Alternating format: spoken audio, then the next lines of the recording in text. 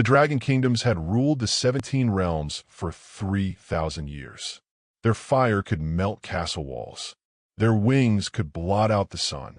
Yet none of their ancient magic could solve the riddle of Princess Vextharian's hunger strike. For 6 days, the princess had refused every offering from the royal kitchens.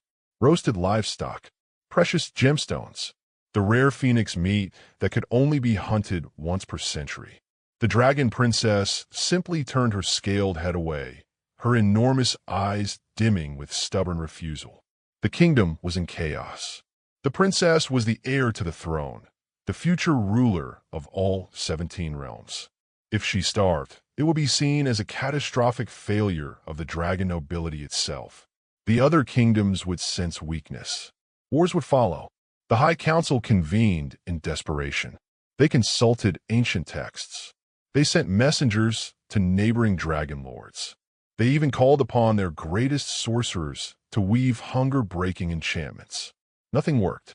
Vextharian lay in her crystalline chamber, her magnificent ruby scales beginning to dull with malnutrition, refusing to eat. Nobody knew why. Marcus Chun had never wanted to be a refugee. The archaeologist had simply been in the wrong place when the dimensional rift opened. His research station swallowed whole and deposited in this medieval fantasy realm. He'd managed to survive for 2 months by staying hidden in the castle's lower quarters, doing odd jobs, keeping his 5-year-old daughter Lily safe and fed. Today, he was delivering supplies to the royal menagerie when a guard grabbed him roughly. "You, human, cool me." Before Marcus could protest, he was dragged through golden corridors toward the heart of the palace. Lily clutched his hand, her small fingers tight with fear. They emerged into an enormous chamber where sunlight poured through crystal vaults. There, sprawled across a bed of silk and gold, lay the dragon princess. She was breathtaking and terrifying, a creature of pure power rendered helpless by her own will. Her scales caught the light like precious rubies. Steam curled from her nostrils. Her eyes, ancient and intelligent, fixed on Marcus with sudden, desperate interest. The High Council stood at attention. The head chancellor, a severe dragon noble named Krenthor, stepped forward. "Human, feed the princess or face execution. You have 1 hour." Then they left. Marcus stood frozen. Lily tugged his sleeve. "Daddy, she's so big." He looked down at his daughter, then back at the princess. Something in her eyes reminded him of Lily when she'd refused to eat during their first week in this realm. Scared, overwhelmed, everything strange and wrong. "Hey," he said softly, approaching the dragon. "You okay?" The princess made a low rumbling sound. Marcus realized he was holding his lunch bag, a simple cloth sack containing his sandwich, some fruit, and a juice box that he'd been saving for his afternoon break.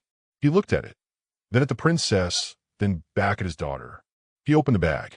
"Look," he said, pulling out his sandwich. "Turkey, cheese, tomato on whole wheat bread. I know this probably seems tiny compared to what you usually eat. And I know nothing they brought you looked like, well, like food you'd want. But this is food that matters. Because it's real. It's from somewhere. Someone made it." He broke off a piece and held it up. The dragon princess's nostrils flared.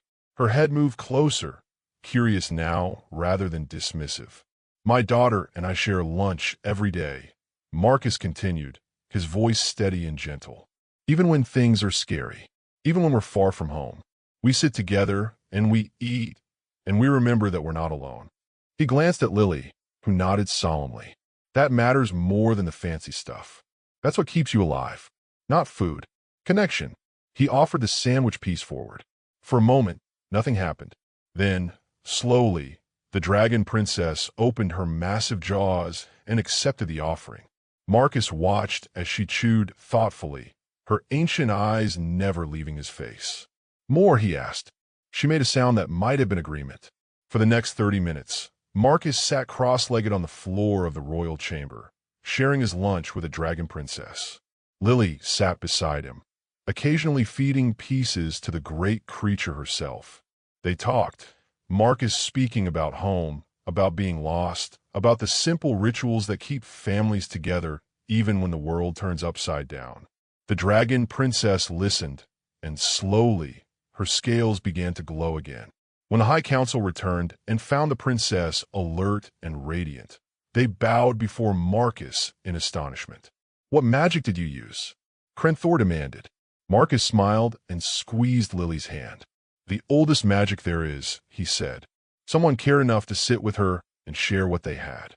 She wasn't hungry for food. She was hungry for connection. The dragon princess rumbled softly, not in anger, but something that sounded almost like contentment.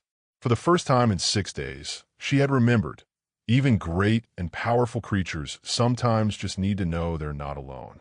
And sometimes that reminder comes from the most unexpected place: a human, a child, and a simple sandwich.